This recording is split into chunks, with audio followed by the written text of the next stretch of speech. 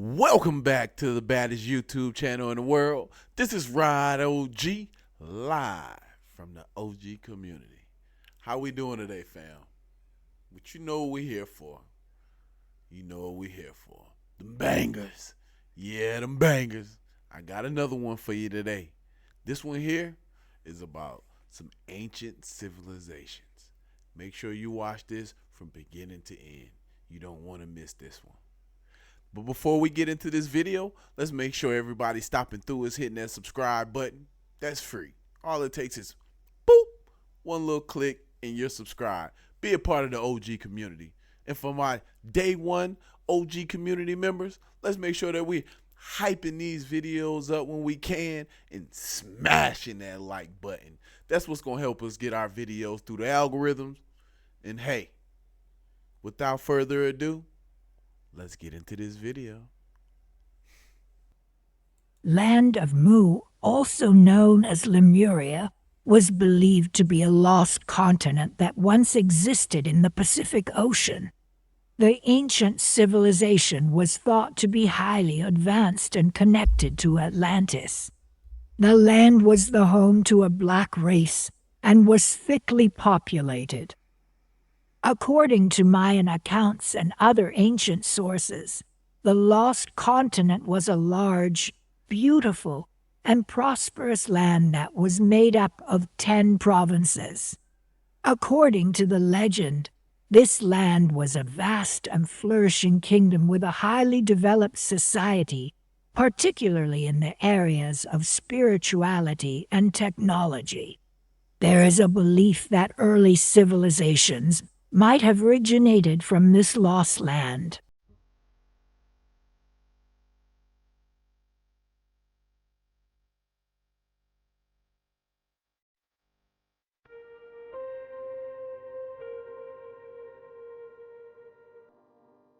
A stranded colony fights to survive on a world where winter lasts a generation. Here's the story of Planet of Exile. The Terrans have been trapped on the planet Werrell for 6 generations. Their ancestors arrived with starships. They now live behind walls. Their technology is fading. Their population is shrinking. Their hope is almost gone. Werrell is brutal. Its seasons last decades. A single winter can swallow a lifetime. The native people, the Terrans, see the Terrans as strange, pale, long-lived outsiders. Not enemies. Not allies. Just other. The Terrans call themselves Farborn. The Tavarans call them Hilfs. Both names carry distance. Rollery, a young Tavaran woman, meets Jakob Agate, a Terran leader. Their worlds are not meant to mix. Their peoples distrust each other. Their biology barely aligns. But Rollery and Agate feel a pull neither can ignore. Curiosity, recognition, something like destiny.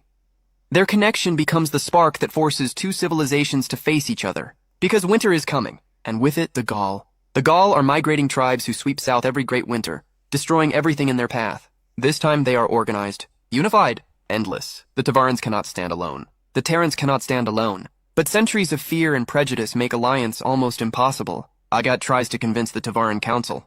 They hesitate. They argue. They cling to old divisions. Meanwhile, the Gaul advance like a storm. Rollery chooses her side. She stands with Agate. Her choice breaks tradition, angers her people, and forces the Tavarans to confront the truth. The Farborn are not invaders. They are refugees, and they are dying. The Gaul arrive in overwhelming numbers. The Tavarans and Terrans fight together for the first time in history. The battle is desperate. Walls collapsing, weapons failing, warriors falling in the snow. But unity gives them a chance. They hold the line. They survive the night. The Gaul retreat into the frozen dark.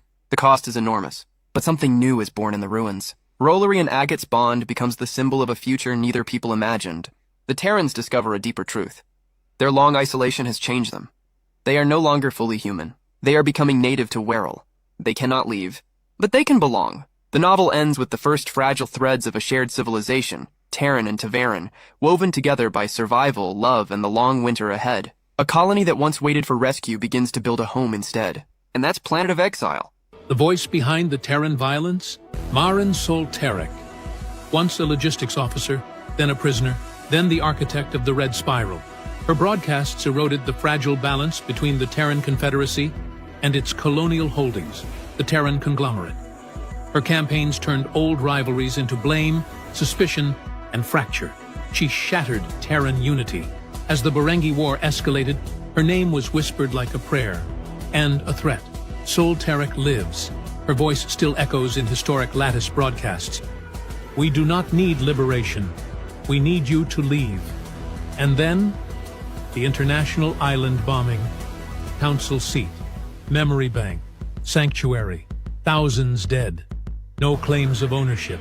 And in the days that followed, Southern Tide Watchers logged portal anomalies off the coast, just flashes of blue. After the bombing, there would be no more diplomacy, no more talks, only victory or defeat. Atlanta, current day Atlanta, was built over the capital of Atlantis, nigga. Our ancestors got killed. And then they built their current Atlanta over their dead bodies, nigga. Fuck you mean, nigga? We'll tear Atlanta the fuck up, nigga. You got us fucked up. Nigga, it's our land. And it wasn't called Atlanta, it was Atlantis, nigga. Y'all came and took some shit from us. And Atlantis is on the 33rd parallel, which is why it's the most important city in the country because of the energetic, magical properties that it holds to these elites. This and LA and California because they 33rd parallel cities, nigga. And the pyramids in Egypt sit on the 33rd parallel. Yeah, it get deep. Just like the Kemet, the people of Kemet still exist.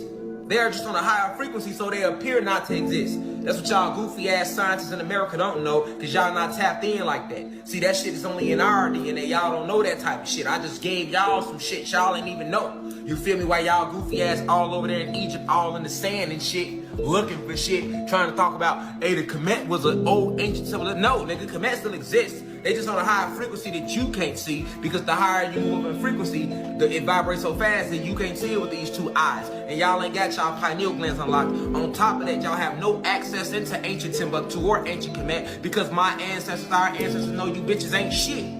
Fuck you mean? Unlike Wakanda, y'all will never get in Timbuktu, or y'all will never get in Kemet. They both still exist, nigga. Fuck you talking about? They both still here, nigga. They both still where y'all think they ain't. Y'all just can't see. Fuck out of here, nigga. Feel me? They still exist. How about those metaphysical apples for your ass, goofies?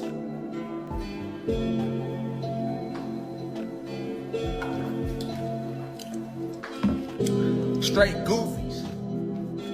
They had me thinking they know some shit.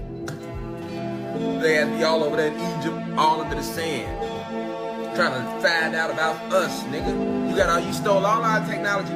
They don't even know how to use it. Type of shit was that?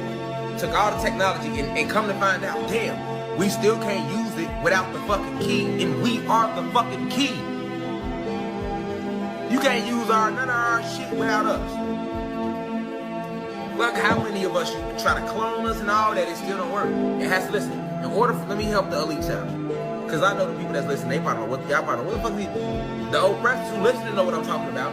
They've been trying to find out how to get to ancient Timbuktu and ancient Kemet for a long time now. They kind of figure it's still there, but they don't know for sure. It's like that type of thing, right? And the only thing that's left from ancient Kemet down here is the pyramids of Egypt that's in a material form. So the only reason that what we basically did, what our ancestors did, was those that stay in ancient Kemet, Timbuktu, they slowed the vibration down. When they sped it, when the war took place, certain cities within Atlantis hid themselves so that they would never be found. Because they killed so many of us, you know what I'm saying? So certain cities within us was like using spells to hide themselves. So our ancestors wanted to leave codes and messages behind for those who got locked outside of Timbuktu and ancient Kemet. So what they did was slow down the frequency and the vibration of certain pyramids in ancient Kemet so that it would still appear on this realm. Meanwhile, they on a higher frequency from up above looking down, because everything goes up, not down. This is the lowest realm right here. That's why everything is a solid. Solids vibrate slow. That's basic physics. Solids, liquids, gas, plasma, energy. The higher you go up, the faster the vibration of the atoms within those things. You get what I'm saying? This is metaphysics. That's why y'all bitches be mad at me, because y'all know I know what the fuck is going on. Y'all know y'all don't know where it's at. I know where it's at. Y'all, and I'm not gonna never say it on live like that. Certain things I just won't say to protect our species. But I know exactly what certain ancestors that's still in our ancient cities of Timbuktu and ancient Kemet that y'all think no longer exist are located at on this planet. So at the end of the day, on this realm, rather. You know what I'm saying? So that's what I'm talking about, y'all. So the Atlantean priest king. When I first heard that name that he gave, that title that he gave himself, I'm like, Atlantean? I thought this was Egyptian. So that like lured me into the text to really start researching who this character was, begin to find out that he has the head of an ibis bird simply because it depicts how an ibis bird gets his sustenance. It puts his beak deep into the mud to bring darkness to light. And so it's a representation of him bringing the darkness to light, or bringing mankind from a lower state to a higher state. However, he does have the face of a real man. But also he's walking with this Ankh. He's depicted with the Ankh. You even see him in Egypt, putting the Ankh towards the mouth of pharaohs and even other gods, because the Ankh is the key of life. So it has multiple functions. One function is a representation of the womb inside of a woman's body. It's also a representation of the key of life, meaning through this Ankh and through its vibration and through the knowledge and wisdom of how it operates, it can literally in some way breathe life into a human avatar body. It can transfer in some way some type of a genetic code. And then the other power that it has is it has the power to access the stargates. A Saba means stargate, and they're well known in Egypt. And these Sabas are all over the place. And they look the same no matter where you go in the world. They're the same exact shape and style. If you tried to walk through a stargate without your code being in that gate, then you'd be obliterated. And that's what prevented the average person from accessing these gates. You had to have that key-coded subatomic structure, Jed Pillar Ankh, with your vibration in it. So Thoth represents the fact that when the student is ready, the teacher will appear. And we're both the student and the teacher. And when the teacher fully ascends, then the teacher becomes the master. And so when the teacher is ready, the master will appear. Also, right across from it, the flower of life, from my personal opinion, is the face of God. That God isn't a man, but that God is actually a frequency and a vibration. And where those circles cross within the flower of life pattern, that's the Vesica Pisces. And that's known as the womb of life. And all energies needed to create this realm emanate directly from that pattern. Also, you can see within that design structure, you can fit 64 individual tetrahedron within that pattern of the flower of life. And right at the vertices, at the center, you create something called the vector equilibrium. And at that point is the point of unparalleled energy and power at the 0 point. So not only is it the source of the creation itself, it's also a source of unparalleled, unlimited power and energy. It's there for us to utilize, and that exists at every Planck unit in space-time, which is the smallest measurement of space and distance. Everywhere you look, everywhere you see, even within your own body, this flower of life exists at every point in the entire universe. And then also within that same pattern, depicting that we are also part of this Alpha and Omega, the beginning and the end, the omniscient and the omnipotent, through the understanding that every single atom in our body is transmitting a frequency and vibration back to the source. They want you to think that that's what the Arawak looked like, because they don't want you to know that this is what they look like. These are the original Amaru Khans. These are the original Olmec sheep. These are our ancestors. These are called the Olmec Colossi. Colossi from colossal. And these are massive stone carvings of white people. I mean, this guy looks pretty white, right? This is a white dude, right? No? No. Okay, well, okay. These are black people. And they're carved out of one solid piece of basalt rock. Basalt is the second hardest rock on Earth. First hardest is granite, which is what the pyramids are made out of. And they've dated these heads, and they estimate that they're somewhere between 16,000 to 20,000 years old. Stop and think about that, beloved.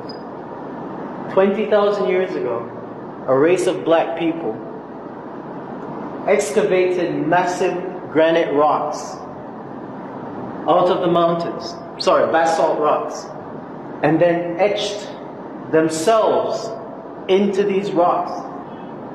What kind of technology would they have had to be able to do this 20,000 years ago? Because it wouldn't have been a copper chisel. So, the point I'm making is, most of our ancestors were already here. Alright? And they had been here for tens of thousands of years, as I'm going to prove. Historians have discovered what they were called.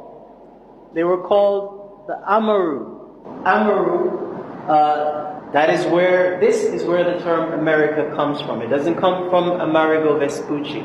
It came from the Amaru, because they knew who was here originally. And another name for them is the Olmec sheep. Well, guess what? Mech, sheep, co, Mexico. That's where the term Mexico comes from. So if you talk about Americans or Mexicans, you're talking about our ancestors. And they inhabited the entire region, as I showed you, North, Central, and South America, and the Caribbean. They are the real Amerindians that I was taught in high school, and they were black people. You don't know them because Europeans gave them other names. Just like they made up the name Arawak from the Arawak, they made up all these other names to keep you from realizing that everything in the Americas is you. Every artifact they find is you. Every monument they find, you built. But instead they tell you it's Maya, and Inca, and Aztec, and Toltec, and Taino, and Carib, and Arawak. These are all names they made up. Understand that. Atlantis and Lemuria, for people that don't know, what is the understanding of the difference of the two? Are they the same thing at different periods of time?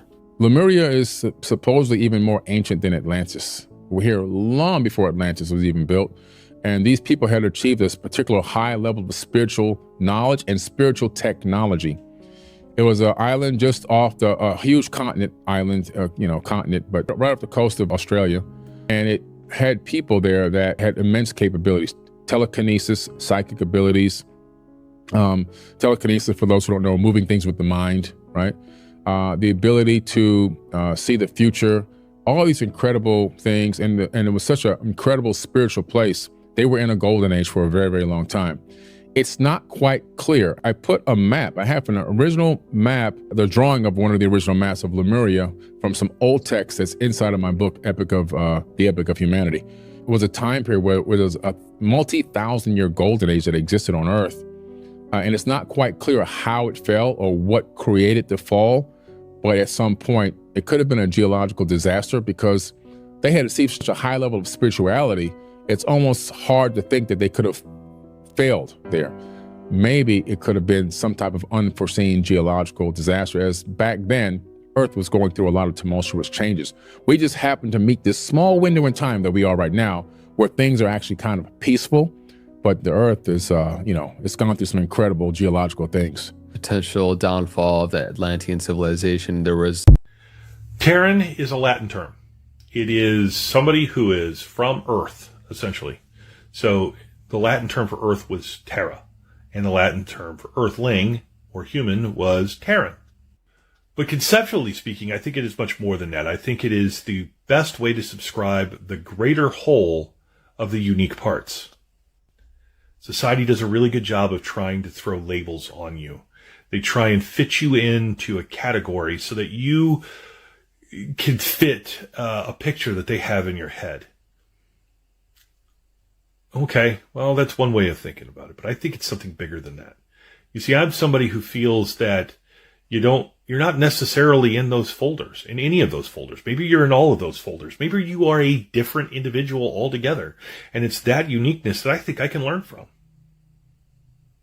I think that if I'm not learning about you, I'm learning about myself, no matter what you're saying. Even if I don't agree with it, even if I think it's the dumbest thing I've ever heard of in my life, I'm still going to learn something. It doesn't mean that I think you're an idiot and that you need to be destroyed and that you need to be run off the face of the planet. It's not the case.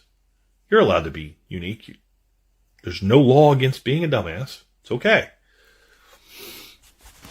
But at the end of the day, I think it's the acceptance of all of that. And I don't mean acceptance in the term that I'm going to emulate it and take it into my life and make it okay. That's not what I mean. You can worship whatever God you want to. You can subscribe to whatever political ideology you want to. You can be part of whatever culture that you come from. That's fine. But at the end of the day, none of that matters. Think about it for a moment. There are 2 times in your life when nothing else matters except who you are.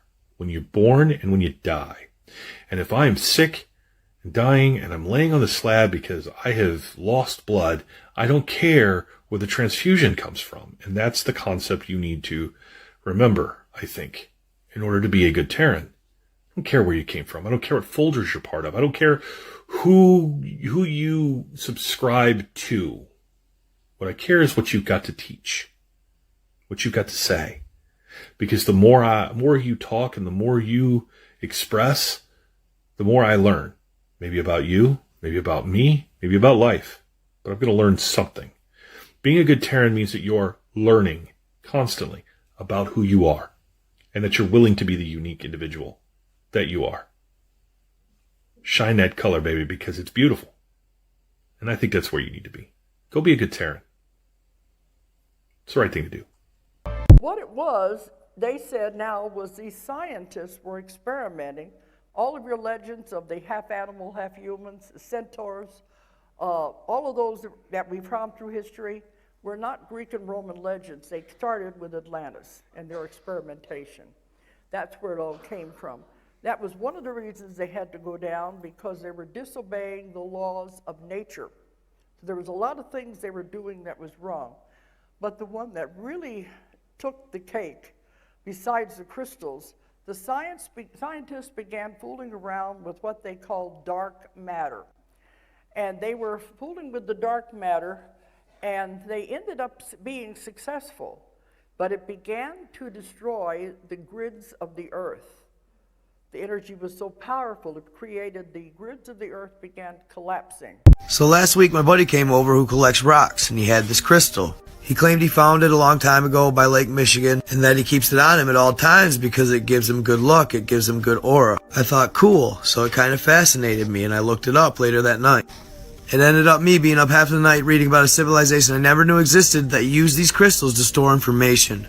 It was an ancient civilization of higher beings known as the Lemurians. It is thought that the Lemurians lived at the same time as Atlanteans. In 1864, Philip Sclater hypothesized another landmass must exist, due to lemurs being found in Madagascar and India, but not Africa or Middle East. Experts believe the lost land of Lemuria was the first continent in the Pacific. It is said that Lemurians were the first galactic beings to set foot on Mother Earth, and their technology was much more advanced than anything we have now. So these crystals supposedly come from these Lemurian beings. So the question is, where's all of this technology that these civilizations had? Who's hiding it? Who's hiding it from us? The powers that be. They're hiding it from us. Now we know we can't trust them to give us the things that's going to help our civilization, the human race, be more successful about living life on Earth. So how do we obtain our rightful technology? Who are they to say that we're not ready to better our lives with this technology? They want to keep us at a certain level. They want to keep us all fuzzy-minded. But we're waking up. That's what scares them the most, is the fact that we're waking up to all of these things that were hidden from us. Can't hide it for long. We're coming for what's old. Let's get back into this video. Are considered beings of pure love and light. It is said they vibrate at the highest frequency. Lemuria, the civilization that chose disappearance. Lemuria didn't collapse, it faded. Lemurians believed Earth was a living being. Their technology was consciousness itself. When conflict approached, they didn't fight. They raised their vibration and stepped out of physical reality. Some say Lemuria still exists, just not where we can see it. Did Lemuria ascend or escape?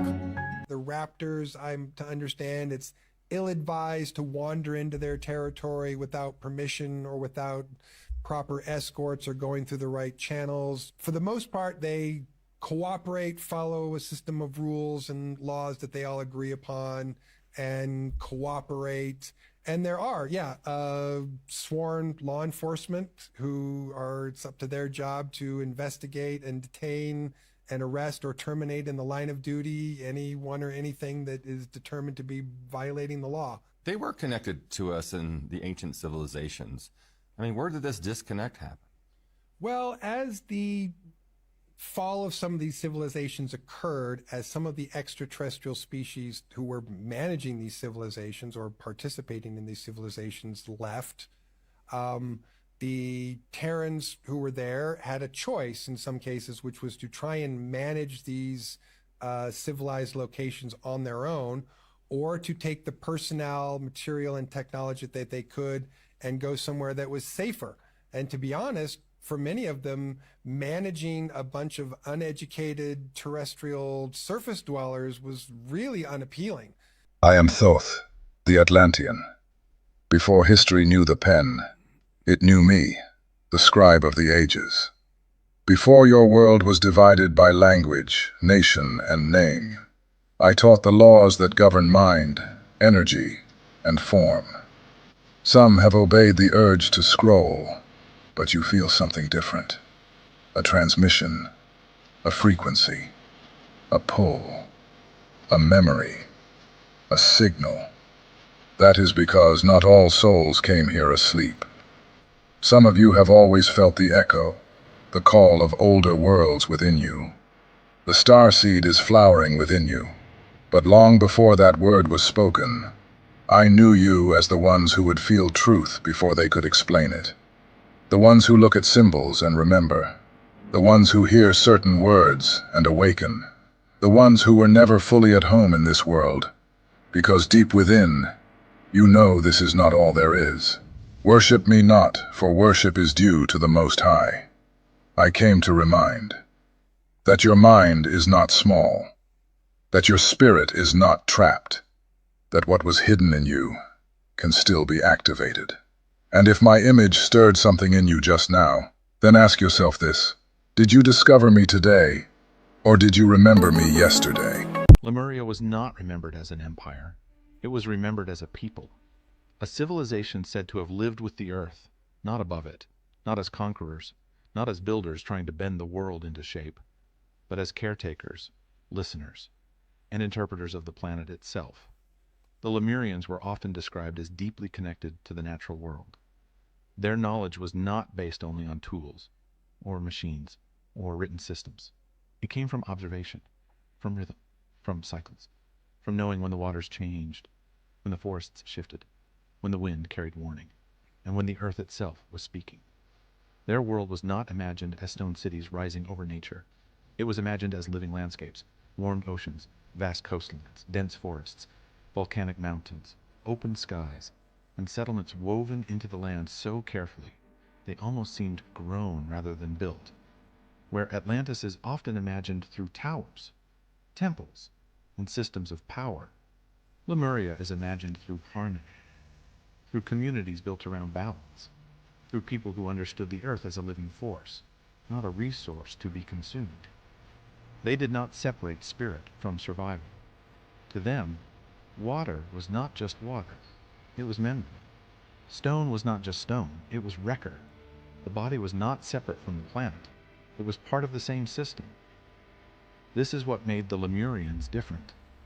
Their advancement was not domination, it was sensitivity. They understood energy through relationship. They understood healing through vibration. They understood movement through cycles. They understood knowledge as something received, not only invented. Their connection to the earth shaped everything. How they built, how they gathered, how they taught, how they healed, how they passed wisdom from one generation to the next. A Lemurian child would not only be taught language, they would be taught how to listen. To the ocean, to the stars, to the silence between sounds, to the changes in plants, animals, weather, and dreams. Some believed the deepest listeners no longer needed words at all. Thought became feeling, feeling became vision, and vision became shared between minds, because in the Lemurian world, the earth was not background, the earth was teacher.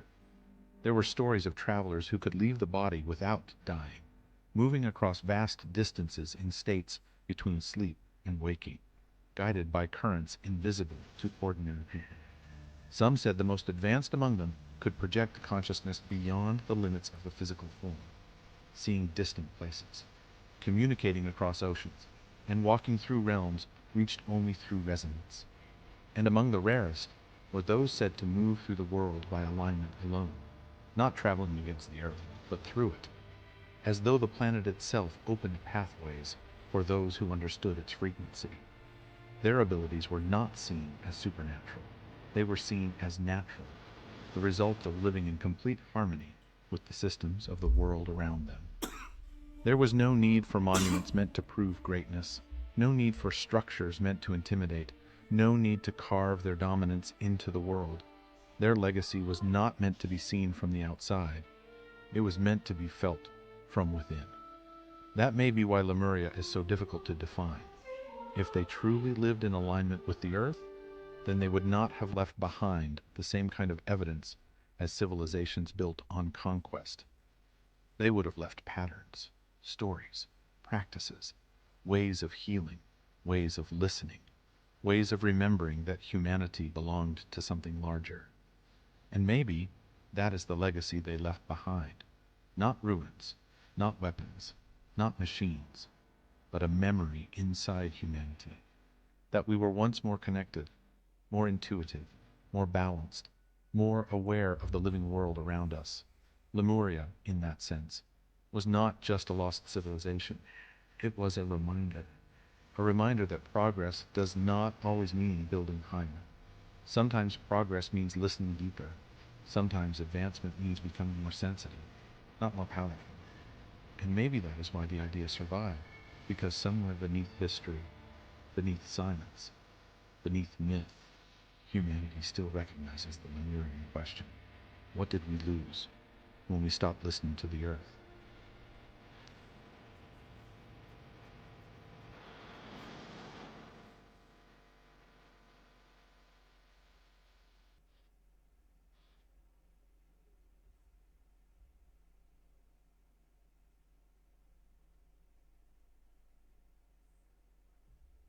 Okay, I'm a part of the Arcturian Council of the Galactic Federation of Light. Here are the 12 gates that we must all anchor into our dimensional beings. The first one is going to be Gate 12, Arut Seya. This is the crown of pure knowing. The crystal is amethyst. This is the dimension of cosmic intelligence, clean information, and advanced pattern recognition. Gate 11 is Turukai. This is the resonant voice of harmony, and the crystal is turquoise. This is the dimension of high vibration of sound, tone as truth, and voice as healing. Gate 10 is Chalnara. This is the Ocean Mind Serenity Gate. The crystal is Chalcedony. This is the dimension of calm intelligence. It soothes the emotional body so that manifestation becomes stable. Gate 9 is the Topometra. This is the blueprint of divine order. Crystal is Topaz. This is the dimension of structure and sacred design. This is where your life organizes around precision. It also includes priorities and higher architecture. Gate 8 is the Beru Numa. This is the crystalline earth grid gate. This is the dimension of environmental coherence. Your space becomes a stabilizing grid. This supports your mission, body, and creativity. Gate 7 is the Sol Vera. This crystal is yellow quartz. This is the dimension of bright willpower, confidence, and motivation. Gate 6 is the Karna Sai, the sacral creation flame. This is the dimension of creative fire and embodied action. This is where inspiration becomes output and desire becomes disciplined creation. Gate 5 is the Onyxa Thread. This is the sovereign shield gate. The crystal is onyx. This is the dimension of boundaries and energetic command. It enables protection, stability, and the power to be unhooked by chaos. Gate 4 is the Emera Lis. This is the heart prosperity gate. The crystal is emerald. This is the dimension of heart-led abundance, love with structure, compassion with discernment, and prosperity through harmony. Gate 3 is the Aga Room. This is the stability and center gate, the dimension of balance, nervous system leadership, calm strength, steadiness, and emotional mastery. Gate 2 is the Sapphire Veil, the truth and integrity gate. The crystal is sapphire. This is the dimension of truth-based alignment. It enables wisdom, integrity, and clean standards. And the last gate is Jaskora. This is the root foundation gate. The crystal is jasper. This is the dimension of safety, embodiment, and foundational stability. Once you activate these gates, you will stabilize into the Lemurian timeline. I have created a book called the 12 Gates of Lemuria, in which you can anchor into that timeline by simply speaking out the activation codes in my book. If we all do this, we can manifest the world that we want to see. Peace and love, divine beings. Comment New Earth if you're ready for change. The last and most powerful extraterrestrial races is a race that exists in the third dimension. They are called Terrans. They live on a planet currently called Earth, but it is widely known as Tara in the fifth dimension. Modern-day humans are referred to throughout the universe as Terrans or Earthlings, and they are one of the most paradoxical and closely observed species in the known multiverse. Though physically young in terms of galactic civilizations, their spiritual essence is ancient, fragmented, and seeded across countless star systems. The Terran genome is a genetic mosaic, bearing imprints from a multitude of extraterrestrial lineages, including Lyran, Pleiadian, Sirius A and B, Andromeda, Orion, and Arcturus. The Zionites, a triracial race of greys, time-traveled and contributed to this genetic creation to the proto-human race. They helped and assisted the Guardian races to create a people who was called the Tyrannusium, essentially pre-humans that existed here on Earth. Around 560 million years ago, their bodies were formed by combining ape-like life forms native to Tara with advanced genetics from other planets and dimensions. Tara served as a nursery where these new humans could grow, develop, and one day become guardians of Tara's life. They were also meant to interact freely with other civilizations in space and different dimensions. For a while, this plan worked well. The Earth humans grew in wisdom and power, but eventually, things started to go wrong. The Tyrannusium began to mate with native animal-like species, which weakened their DNA. Over time, their ability to hold higher intelligence declined, and they started behaving more like primitive creatures. Some of the Tyrannusium left Tara to join their star relatives, while others stayed behind. As their DNA mixed with lower life forms, the species split into different variations, many of which were less advanced, and the original creators tried many times to re-educate them, but the species kept declining. These humans, once meant to be wise guardians, were losing that role. As the genetic breakdown continued, the Tyrannusium lost much of their original power and knowledge. Their behavior became more driven by instinct, and they began misusing power, harming Tara's resources and other life forms. After thousands of years of trying to help, the creators finally allowed the species to follow its own course, which almost led to its extinction about 550 million years ago. Still, the original human prototype was not entirely lost. Some of the Tyrannusium survived by going underground or moving to other planets in the third-dimensional universe. The legends you know today about Atlantis and Lemuria come from deep genetic memories of this time. While Atlantis wasn't the real name of that civilization, the stories reflect true events from the era of original human creation. According to Sumerian and esoteric records, the Anunnaki, extraterrestrial beings from the planet Nibiru, played a central role in reshaping this race's biological form. Under the leadership of Prince Enki and Princess Ninhursag, two master geneticists and members of the Anak royal lineage, early hominids were genetically altered to create a hybrid worker species called the Adamu. This fusion of hominid DNA with Anunnaki and Lyran genetic material was initially designed for labor in the gold mines of southern Africa to support atmospheric repair efforts on Nibiru. From a metaphysical perspective, Terrans are souls incarnated into a highly dense vibratory matrix, navigating the third dimension on a planet rich in polarity and karmic lessons. Earth is often described as a soul school, a testing ground for accelerated evolution, emotional mastery, and remembrance of divine origin. In New Age cosmology, certain humans are considered starseeds, souls that volunteered to incarnate into a forgetful state in order to anchor higher frequencies into the physical plane. Many carry galactic memories and etheric codes within their DNA, which begin to activate through spiritual awakening, trauma healing, and alignment with soul purpose. The 12-strand DNA blueprint, now largely dormant or operating in limited capacity, 2 to 3 strands active, is believed to be a divine architecture designed to bridge the physical and the multidimensional self. With the planetary shift into 5D consciousness, many humans are undergoing DNA reactivation, leading to the return of clairvoyance, telepathy, energy healing, and interdimensional communication. Among advanced galactic civilizations, humans are viewed with a mix of curiosity, reverence, and concern.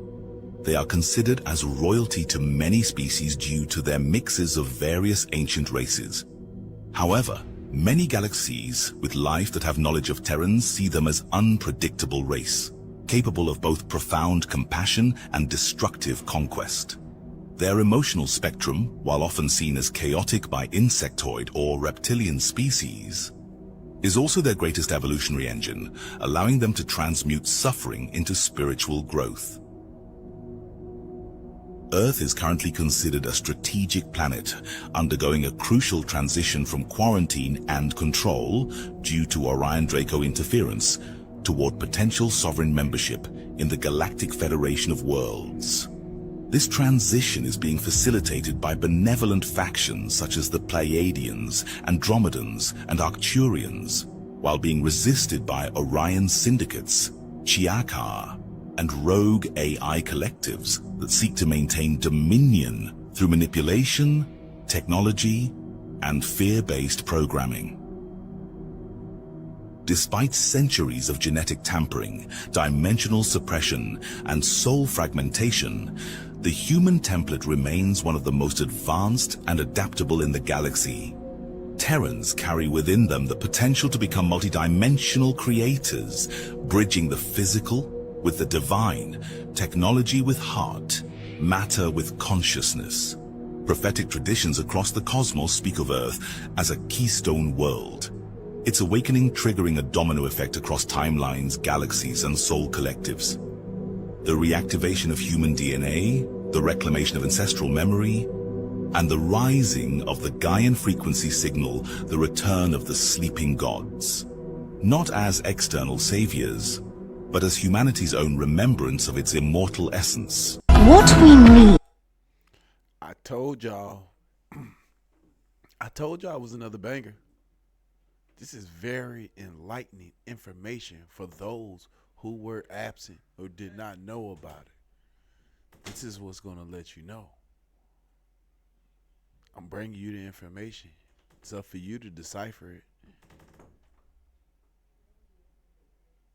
Yes. It's very deep.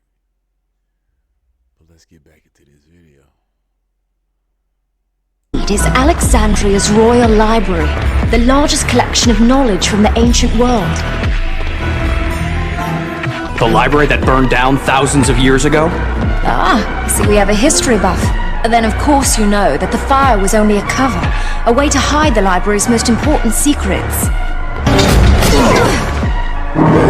Welcome to Serapeum 2, the Royal Library of Alexandria. The Lemurian section is down here, and this isn't all of it. The best stuff is stuck behind that door. They say it was locked by the Lemurians themselves. Just showing you how all of our history is always hidden from us. Why don't they want us to know about our own history? The only explanation for this is the people in charge are not of the humankind. They are not. We have evil aliens and entities that are running the show. That's what it really comes down to. You have to really look at it from an acute perspective, because why would we want to hide our own history from ourselves? Why? Wouldn't we want to know about our past mistakes and our past accomplishments so we can either do better? Huh? Exactly. Of course we would. That's why it's impossible for us to actually ascend properly, because of they're trying to hold us back. That's why we got to band together as a human race. It's the only way that we can actually live in harmony. Because right now they have us living in chaos. We weren't meant to live in chaos. Long as we live in chaos, they're able to live amongst us, strip us for all of our essential things that we need on this earth. Yes. Let's get back into this video.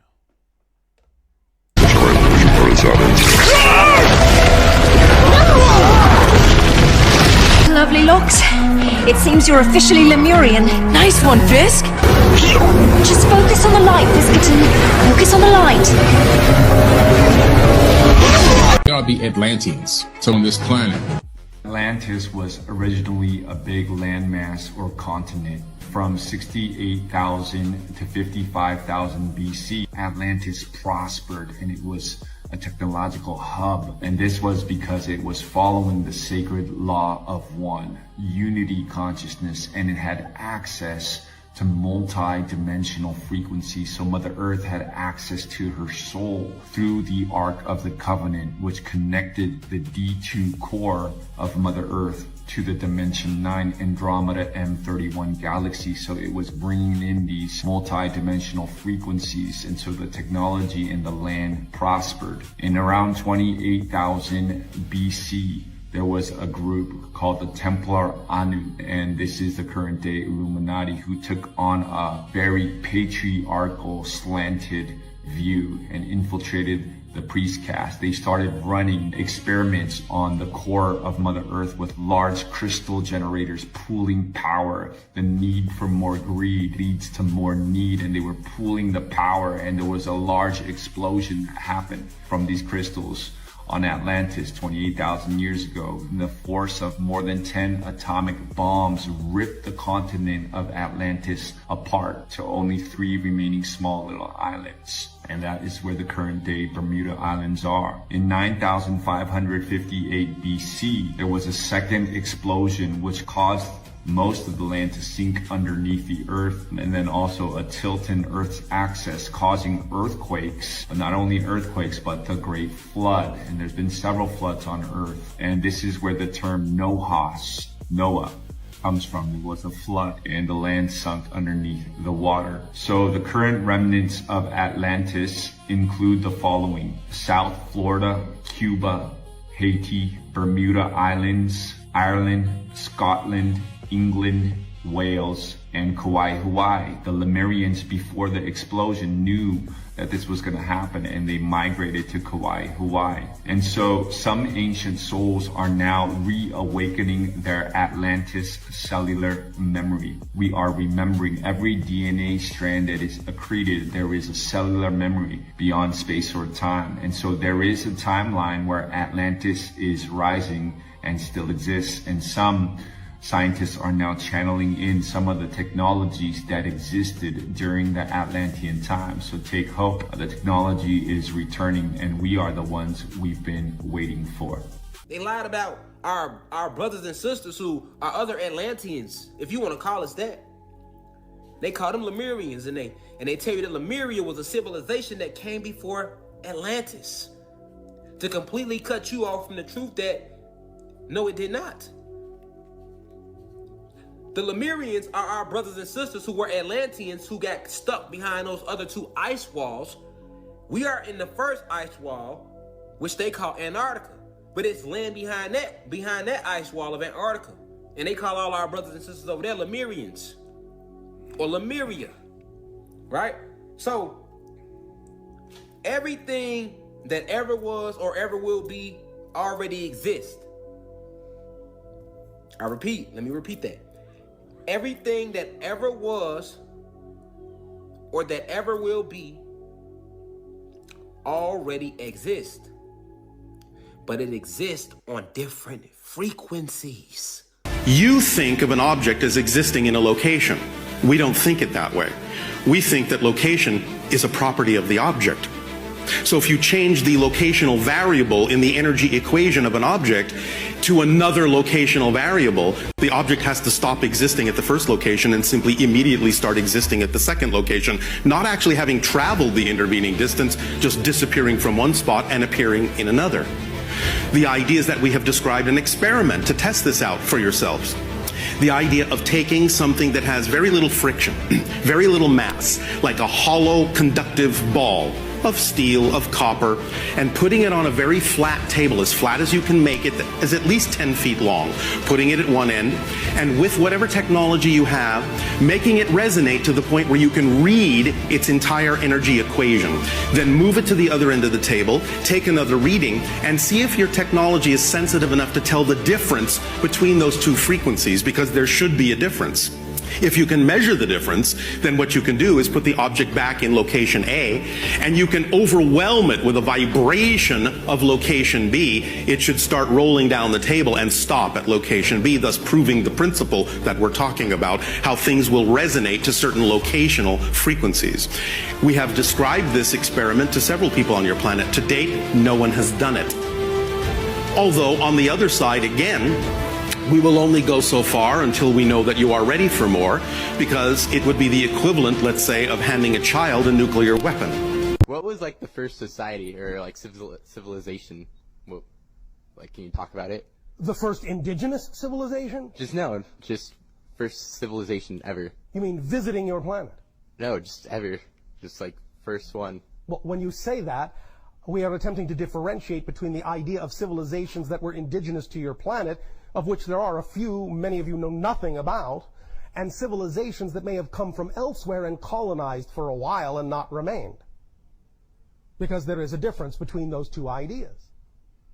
So, the first civilization, in a sense, that didn't necessarily remain as an indigenous civilization is often referred to in your ancient literature as the Anunnaki.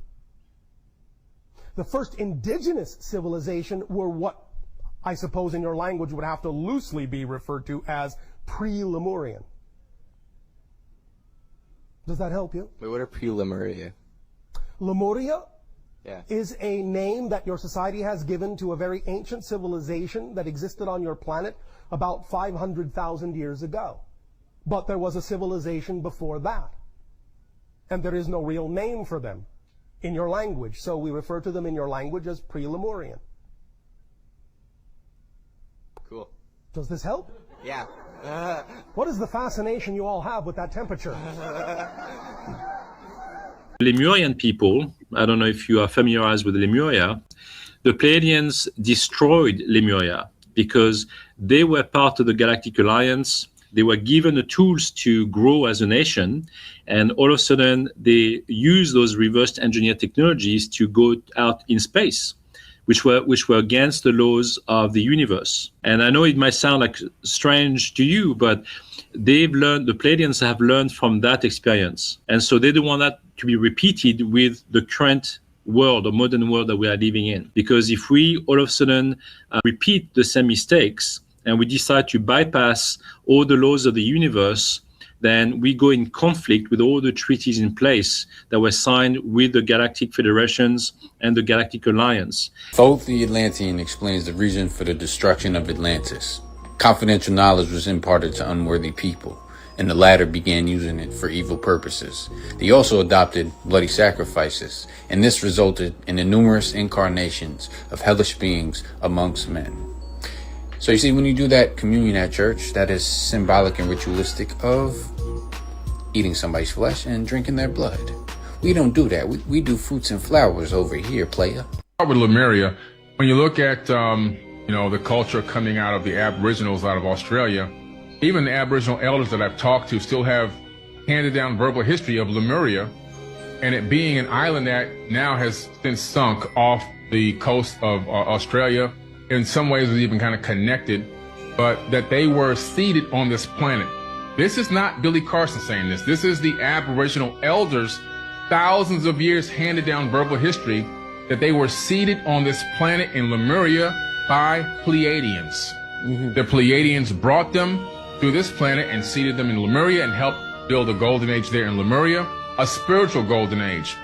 Okay, a spiritual, something, not tech, consciously spiritual, where people had the capability of telekinesis, psychic abilities, speaking to each other without opening their mouths and so forth and everything, and navigation through, the geomagnetic fields, using the magnetite crystals in their brain and everything else.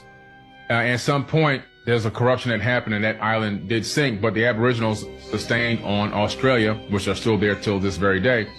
And there's still even remnants of these Pleiadian hieroglyphs, which I've seen with my own eyes in Australia when I went there a few years ago, out in the outback. I went for a walkabout in the outback with some Aboriginals.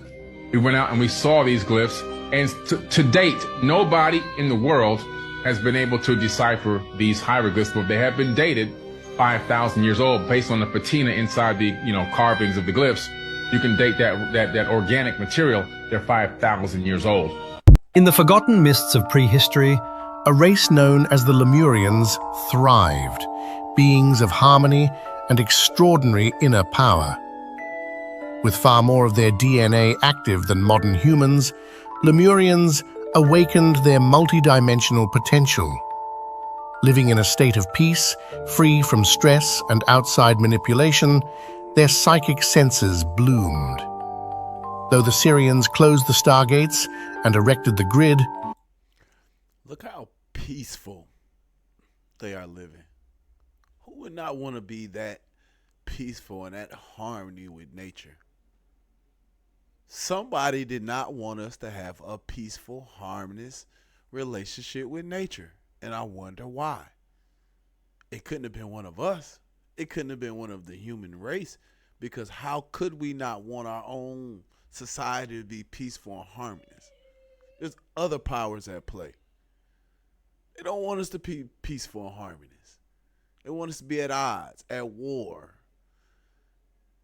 The smallest little things, like hating each other because of the color of our skin, when we used to be such a harmonious society, divided us with religions and all type of things that really doesn't matter at the end of the day. Lemurian priests could still pierce the veil through astral travel. At first, they reached only the grid's edge, but over time, their skills evolved beyond its boundaries. They sought to regain the multidimensional mastery of their ancestors, the luminous Namlu. After eons of sacred practice, female shamans began to breach the limits, touching 96% activation. But the Syrians, lurking in the astral, noticed and fed on the energies, halting the Lemurians' ascent. Among the shorelines of their realm, Lemurian couples radiated love, harmony, and divine connection. Thank you again for joining me for another banger. This is Rod OG. Until the next video, peace and love.